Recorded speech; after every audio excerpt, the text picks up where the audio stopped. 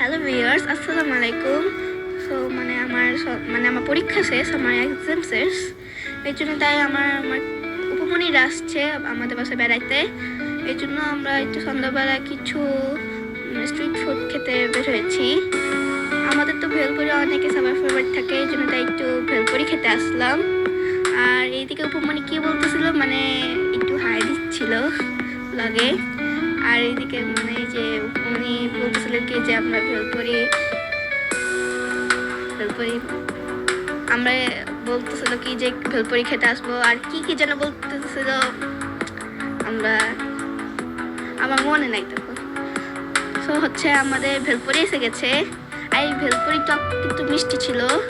আর এদিকে আমি খেয়ে দেখলাম কেমন ভেলপুরি। আর এই ভেলপুরিতে মজা ছিল অনেক, বাট একটু বেশি মিষ্টি হয়ে গেছে, মিষ্টি টক দিয়েছে। আর এইদিকে আমি খেলাম, খেয়ে বললাম অনেক মজা, বাট একটু মিষ্টি টক দিয়েছে। আর এইদিকে আমার উপমনি বলছিল কি যে আমি আমার উপমনিকে দিয়েছি ভেলপুরি খেতে, বলতেছে কি যে কেমন ভেলপুরি। আমি একটু খেয়ে দেখলাম, আমার তো প্রথম মজা লাগছিল। তারপর উপমনি বলছে কি যে একটু উপমনিকে খেতে দিলাম। আর উপমনি খেয়ে দেখলো, বলতেছিল কি যে একটু মজা আছে, কিন্তু মিষ্টি টক খায় না আমার উপমনি। আর এখানে উপমনি বলতেছিল কি যে ফুচকাটা একটু মজা, এই জন্য তাই এইদিকে লোকেশন দিচ্ছিল। এদিকে তোমাদের লোকেশন দিচ্ছিল।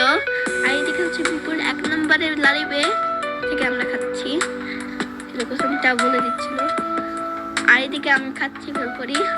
আর এইদিকে আমার ভেলপুরি ছিল, আমার ভেলপুরি আমার খালামণিকে দিলাম। আর এদিকে আমরা বলতেছি, আমার খালামণি বলতেছে কি যে চল আমরা অন্য কিছু খাই। তারপর আমি বলতেছি আচ্ছা ঠিক আছে। আর আমাদের ড্রেসটা কেমন হয়েছে কমেন্টে জানাবে। আর এই ড্রেসটা সাজেক থেকে কিনে দিয়েছিল, আমার গ্র্যানি সাজেক থেকে কিনে দিয়েছিল। আর এদিকে আমরা দুষ্টুমি করছিলাম, কি কথা বলছিলাম মনে নাই, এই জন্য আমরা খেতে খেতে কথা বলতে ভুলে গেছিলাম ব্লগ করতে। আর এইদিকে আমি আমার চিকেন মিট বক্স নিয়েছি। আর এইদিকে আমার নানু, আমার আম্মু, আমার গ্র্যানি, আমার আম্মু নাগা মিট বক্স নিয়েছিল। আর এইদিকে আমার উপমনি নাগা পাস্তা নিয়েছে, কিন্তু বলে কি যে মজা, বাট মজা না এটা এই pasta. So guys, so viewers, bye bye.